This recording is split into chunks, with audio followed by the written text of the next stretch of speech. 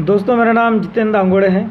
मैं मध्य प्रदेश पुलिस में ज़िला बुरहानपुर में नौकरी करता हूं और ग्राम खिराला तहसील पंदाना ज़िला खंडवा का रहने वाला हूं। मेरा आज का ये वीडियो केवल उन लोगों के लिए है जो हरिजन और आदिवासी हैं और जो गांव में रहते हैं, पढ़े लिखे नहीं हैं।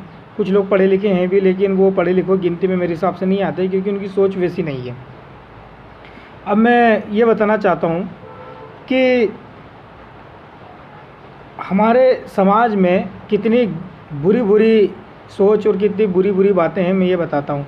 हम लोग शान शौकत के चक्कर में बच्चों की शादी करने के लिए, अपनी शान दिखाने के लिए कर्जा लेकर शादी करते हैं, पर कभी अपने घर की जो बहू बेटियाँ जो बाहर जा रही है लेटरिन बाथरूम के लिए, जिनको आते जाते लोग देखते हैं, एक नहीं 10 बार बेचारी घाघरी उठा के ऊपर बैठती है, फिर बैठती है, फिर उठती है, फिर बैठती, फिर उठती है। ये तकलीफ़ उनको नहीं दिखाई देती है ना, कि उनके लिए हम लेटरिन बना ले। वो लेटरिन सरकार देगी अगर 12,000 रुपये तो ही बनाएंगे। अबे तुम्हारी जिम्मेदारी नहीं बनती कि हमारी बहू बेटी को कोई तकलीफ़ है तो उसके लिए लेटरिन बनाए, और बनाएंगे भी तो प्लास्टर नहीं है, कोई ये नहीं है, कोई।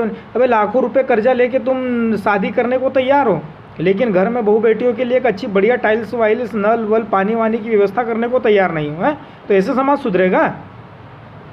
दूसरी बात मैं ये बताना चाहता हूँ कि हमारी समाज के लोग बच्चों को ढोर चराने भेजते हैं, बकरी चराने भेजते हैं, स्कूल भेजने की और कोई किसी का दिमाग नहीं है। क्यों नहीं भेजते बच्चों को स्कूल? बच्चा स्कूल से आए अगर तो उसको पढ़ाने बिठाओ, कहीं ट्यूशन बिठाओ, किसी और को बोलो। अगर आप पढ़े लिखे नहीं हो तो आपके गांव के आसपास कोई भी पढ़ा लिखा होगा, उसको बोलो कि मेरे बच्चे से पूछो इसको क्या आता है क्या नहीं आता।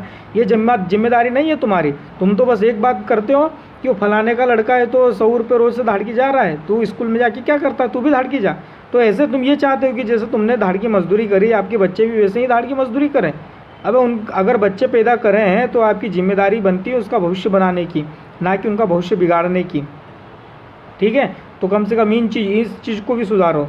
तीसरी बात मैं ये बोलना चाहता हूँ कि आप 200 रुपये रोज़ कमाते हो, 150 की दारू पीते हो, घर में 150 देते हो, तो घर में औरतों ने खर्चा कैसे चलाना? फिर बेचारी औरतें भी जाती है दूसरों के यहाँ धाड़की मजदूरी करने। अब बाहर जाएगी घर से तो लोग उनको, दूसरे समाज के लोग या दूसरे लोग और भी है, हमारी समाज के या दूसरे समाज कोई भी लोग ले लो, वो किस नज़र से देखेंगे, कैसा उनका शोषण होगा। तो आपने अगर शादी की है, पत्नी की जिम्मेदारी है, तो आपका काम है पत्नी की रक्षा करना, उसके मान सम्मान को समझना, कि उसको घर से बाहर निकालना। मैंने भीलों की औरतों को, हरिजनों की औरतों को देखा है धाड़की करते, मैंने दूसरी समाज की औरतों को धाड़की करते नहीं देखा। तो आप नशे में धुत हो, नशे में चकनाचूर हो, आपको अपने घर की औरतों की इज्जत नहीं दिखाई दे रही है, बच्चों का भविष्य नहीं दिखाई दे रहा, तो ज़रा इसको भी समझो। ठीक है। चौथी बात में ये कहना करना चाहता हूँ कि ST/SC एक्ट और आरक्षण को जो दूसरी अपर कास्ट के या उच्च समाज के लोग हैं जो ख़त्म करना चाह रही, आज ST/SC एक्ट से ही हम लोगों का थोड़ा बहुत वजूद बचा है, हमारे अधिकार है, और आरक्षण से ही हमारे आदिवासी और हरिजन के लोग कुछ नौकरियां कर रहे हैं। अगर ये चीज़ नहीं होती ना तो हम नौकरियों में नहीं होते, हमारी समाज थोड़े मजबूत नहीं बनती। ठीक है। और ये अधिकार दिए बाबा साहेब भीमराव अम्बेडकर ने, ना कि शंकर भगवान ने, ना कि कृष्ण भगवान ने, ना कि पार्वती जी ने, और ना कि किसी और भगवान ने। ठीक है। तो हमारा भगवान कौन है? भीमराव अम्बेडकर साहब, ना कि ये देवी देवता है। इन लोगों के बिना बनाए जो ग्रंथ है और महापुराण है, जो पुराण है, इनमें तो ये बताया गया है कि हरिजन आदिवासी को पढ़ने का अधिकार ही नहीं था, हमको पढ़ने लिखने ही नहीं दिया था, इसीलिए आज तक हमारी स्थिति कमज़ोर है। तो ये चीज़ भी तुमको नहीं पता है, फिर भी तुम पूजा पाठ करोगे, कोई बात नहीं, हम आपको समझा भी नहीं सकते इस चक्कर में। ठीक है। तो मैं ये बताना चाह रहा हूँ कि जो उच्च समाज के लोग हैं जो ST/SC एक्ट और आरक्षण को हटाने के चक्कर में लगे हुए हैं, तो हमारे समाज के हरिजन आदिवासी जो युवा हैं, जो बाहर शहरों में हॉस्टलों में छात्रावासों में रह के पढ़ रहे हैं, कुछ कमरे लेके पढ़ रहे हैं, इन लोगों को समझ है। तो इसलिए आपके अधिकारों के लिए, आपके बच्चों के लिए, खुद के बच्चों के लिए, हरिजन आदिवासियों के अधिकारों के लिए जुलूस निकालते, हड़तालें करते हैं ताकि हमारे अधिकार बचे रहें। और आप लोग क्या करते हो? कावड़ यात्रा निकालते हो, मंदिरों में पूजा पाठ करते हो, और पानी अगर नहीं आ रहा तो कड़ावे करते हो। इनमें तो अबे आप सरकार के लिए, आप मतलब सरकार ये बताना चाह रहा हूँ कि सरकार जो खुद थोड़ा बहुत डर रही है ना इन अधिकारों के लिए, तो ये जो पढ़े लिखे कुछ युवा है ना, जो हॉस्टलों में रह रहे हैं, छात्रावासों में रह रहे हैं, कुछ कमरे लेके रह रहे हैं, और कुछ लोग पढ़े लिखे हैं जो इन जुलूसों में शामिल होते हैं, इन्हीं के कारण थोड़ी सरकार डरती है।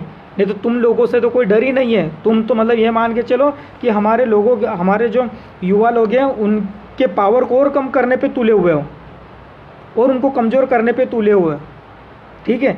अच्छा, हालांकि आप इन चीज़ों को समझते हैं, इसलिए मैं ज़्यादा आपको दोष भी नहीं दूंगा, लेकिन अब आप समझो, ये दारू वारू के चक्कर में मत रहो। और दूसरी बात मैं भैया बताना चाह रहा हूँ कि अगर आप मजदूरी कर रहे हो तो मजदूरी करते करते क्या ज़िंदगी भर मजदूरी करोगे कि आपके बच्चे भी मजदूरी करेंगे? भाई मजदूरी करके आप कुछ व्यवसाय छोटा मोटा खोलो। आपके पास खेती अगर अच्छी है तो खेती करो, धीरे धीरे कुछ कारखाने खोलो, फैक्ट्रियाँ खोलो, ठीक है, और खेती को और बढ़ाओ। अपने बच्चों को पढ़ाओ लिखाओ, कोई इंजीनियर बनाओ, डॉक्टर बनाओ, बिजनेसमैन बनाओ, ठीक है, कोई स्पोर्ट्स में खिलाड़ियों में भेजो। ये सब काम नहीं आते तुम्हें, ढोर चराने भेजोगे, खेतों में काम करवाने भेजोगे, और दूसरी बात धाड़ की धंधा भेजोगे, है ना। तो इन चीज़ों से भी ज़रा बाहर आओ। और तीसरी बात मैं ये बताना चाह रहा हूँ कि भीलों का जो इतिहास है ना भाई, भीलों का इतिहास कोई छोटा मोटा इतिहास नहीं है। रामायण में ले लो तो सबरी जो कि भील थी, और महाभारत में ले लो तो एकलव्य जिसका अंगूठा गुरु द्रोणाचार्य ने काट लिया था, वो भी एक भील था, है ना। तो हमारा इतिहास इतना पुराना है। और जो पुराने भील थे ना, जमींदार लोग थे, इनके पास सैकड़ों एकड़, 100 एकड़, 50, 60, 10, 15, 20 एकड़ ज़मीनें थी और संपन्न थे। ये अनाजों के भंडार रहते थे, बोरे भरे रहते थे। लेकिन हमारे पूर्वजों ने दारू के चक्कर में, नशे में, गांजा खस्सी में सारी ज़मीनें उच्च वर्गों को, अमीर लोगों को बेच दी कौड़ियों के भाव। 1000 रुपये में 1 एकड़, 1000 रुपये में 2 एकड़ ज़मीन, 3 एकड़ ज़मीन। और आज हम एले कर रहे हैं, हमारे बच्चे जो है आज एले कर रहे हैं। तो आज तुम क्या कर रहे हो? तुम्हारे पास भी 2-4 एकड़ ज़मीन बची है, तुम भी दारू वारू पियो, नशे गांजे खस्सी में धुत रहो, दूसरे लोग आपकी ज़मीनें खरीदते जाएंगे, फिर उसके बाद में आपके बच्चे भी एले करेंगे, है ना। यही चाहते हो ना। हम जब गांव में जाते हैं, हमें एक चीज़ समझ में नहीं आती। हम जब गांव में जाते तो हम सोचते लाओ हमारे लोगों के पास बैठे, कुछ बातचीत करें, कुछ हमारे साथ के दोस्त जिनके साथ हम खेलते कूदते थे, हमारे बड़े बुजुर्ग जिनको हम काका, दादा, मामा बोलते हैं, इनके साथ कुछ बातें करें। तो जाने से पहले वो हालचाल तो नहीं पूछेंगे, वो आते से ये बोलेंगे, अरे यार बहुत दिन बाद दिखा, ला देना 100-150 रुपये दे, कुछ दारू वारू पिला। तो मेरे भाई, मेरे को ये समझ में नहीं आती है कि हम जो नौकरी कर रहे हैं इसलिए कर रहे हैं कि तुमको दारू पिलाए। अरे हम खुद दारू नहीं पीते, आपको कैसे दारू पिलाए? और आपको बोलते टाइम जरा भी शर्म नहीं आती कि हम इससे दारू के लिए पैसे क्यों मांगे? तो कैसे बात करें, किससे बात करें यार? आपके पास बात करने जाते हैं, आप नशे में धुत रहते हो, आपको बोलते कुछ और समझ कुछ और पड़ती है, ढंग से बात करते नहीं हो, हैं। और हमें पैसा देना कोई बुरी चीज़ नहीं, हमको कोई फ़र्क नहीं पड़ता 150 रुपये देने में। लेकिन आप 150 रुपये बच्चों के लिए किताब पट्टी लेने के लिए मांगो, पेन लेने के लिए मांगो, ठीक है, दवाई, कोई बीमार हो तो उनके लिए मांगो, घर में कोई अनाज पानी लाना उसके लिए मांगो, बच्चों के कपड़ों के लिए मांगो, तो हमको भी अच्छा लगे। हमको अच्छा लगता है कि हमारा पैसा कोई दारू में बाहर आए। तो इन चीज़ों को समझो यार। इसके अलावा और कुछ नहीं बोलना चाहता मैं। और बस आखिर में मेरा यही मकसद था कि आप लोग ये दारू के नशे को छोड़ो, गांजा कस्सी को छोड़ो, अपने बीवी बेटियों पे ध्यान दो, अपनी बहनों पे ध्यान दो, उनको घर से बाहर जाने मत दो, घर में पूरी व्यवस्था करके रखो। ये 150 रुपये की दारू बंद करो और तरक्की करो, बच्चों को पढ़ाओ लिखाओ, उन्नति करो। और देश में हमारे खिलाफ जो क्या साजिश रची जा रही है उस साजिश से ज़रा वाकिफ़ हो, उनको ज़रा समझो। और जो पढ़े लिखे लोग हैं जो शहरों में जुलूस निकालते हैं हमारे अधिकारों के लिए, उनका सहयोग दो। और ये पूजा पाठ, कावड़ यात्राएँ और ये भंडारे और क्या बोलते हैं इनको, ये कड़ावे बंद करो। तुम्हें मालूम है, हमें देखना है भील और भलई, चमार, गोंड, कोरकू, हरिजन, आदिवासी, यही लोग कड़ावे करते पानी के लिए। भाई तुम्हें मालूम है पानी क्यों नहीं बरसता? ये हरियाली, जो जंगल कट गए हैं, पेड़ पौधों की कमी है, पौधे पेड़ पानी खींचते हैं ऊपर से, इनमें क्षमता होती है कि पानी को खींचा जाए। अगर जंगली हरियाली कम हो जाएगी तो पानी कहाँ से गिरेगा? आप लोग तो कहीं मोटी माता में कड़ावे कर रहे हैं, कोई शंकर भगवान में कड़ावे कर रहे हैं। आपको साइंस का ज्ञान नहीं है, जमाने का ज्ञान नहीं है, कब तक अंधविश्वास में डूबे रहोगे? पूजा ही करना है तो बाबा साहेब अम्बेडकर की करो, जिसके कारण आप सम्मान से जी रहे हो। इन देवी देवताओं ने कुछ नहीं दिया है, इन्होंने तो हमारे पढ़ने लिखने के अधिकार भी छीन लिए थे। लेकिन आप लोगों को समझाना हमारे बस की बात नहीं है। आपको तो हम बेवकूफ़ लगते हैं, बेवकूफ़ है हम, पढ़ लिख के पागल हैं जो आपको समझाने की कोशिश करते हैं और ऐसी बातें करते हैं। समझो यार, तभी जाके समाज उन्नति करेगा, नहीं तो कुछ नहीं होना है। हम ऐसे जिए हैं, हमारे बच्चे भी ऐसे ही जिएंगे, वो भी धाड़ की मजदूरी करेंगे, गांजा खस्सी नशे में धुत रहेंगे, और हो गया कल्याण बिलों का। बस इसके अलावा कुछ नहीं बोलना चाहता। अब आपकी मर्ज़ी, क्या सीखना है क्या नहीं सीखना है, क्या समझना है क्या नहीं समझना। अबे हमसे सीख लो, हम भी मजदूरी ही करते थे, हमारे पास 1 एकड़ ज़मीन नहीं थी, घर भी हमारा कच्ची दीवारों का था, गिरने पड़ने जैसा था, लेकिन आज सम्मान से जीने लायक बने। क्यों बने? क्योंकि पढ़े लिखे नौकरी कर रहे हैं, है ना। तो शिक्षा से ही विकास है, ढोर बकरियों में विकास नहीं है, ठीक है। और टेक्नोलॉजी के साथ खेती करो, अगर खेती भी है तो। मैंने देखा है कि भिलाला, बारेला आदिवासी, गोंड, कुरकू, चमार, भलई, हरिजन आदिवासी, इनके पास ज़मीनें भी बहुत हैं, लेकिन खेती करने के तरीके नहीं है। सोयाबीन, गेहूँ, चना, जवार, मक्का, इसके अलावा कुछ आता ही नहीं है। और जो दूसरे लोग हैं ना, जिनके पास 2-2 एकड़ ज़मीन है, मेहनत भी वैसे ही करते हैं और पूरे साधन रखते हैं खेती करने के।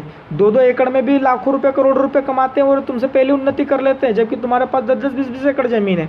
तो टेक्नोलॉजी को समझो। कब तक ये अंधविश्वास में, ढोंग धतूरों में डूबे रहोगे? दोस्तों, मेरी बात से बुरा लगा हो तो ठीक है, लगता हो, लेकिन मेरा उद्देश्य बस आप लोगों को समझाना था, ताकि आप लोग समझे और सही राह पकड़े, सही दिशा पकड़े। और अपने आप को इतना निल्ला मत करो कि 150 रुपये किसी और से दारू के लिए मांगना पड़े, ठीक है। बहुत बुरा लगता है हमें जब हमारी समाज के लोगों को हमसे 150 रुपये दारू के लिए मांगते देखते हैं तो। और बहुत खुशी तब होती है जब आप में से कोई व्यक्ति ये आता है और बोलता है कि मेरे बच्चों के लिए किताब लेना है, कि मेरे बच्चों के लिए कपड़े लेना, तब हमें पैसे देने में भी खुशी होती है। तो इस प्रकार का जलील मत हो और हमको भी मत मतलब शर्मिंदा करो कि हमें शर्म आए कि मेरा समाज इतना पीछे है। और ज़रा टेक्नोलॉजी को समझो और आगे निकलो। बस इसके अलावा कुछ नहीं बोलना चाहता।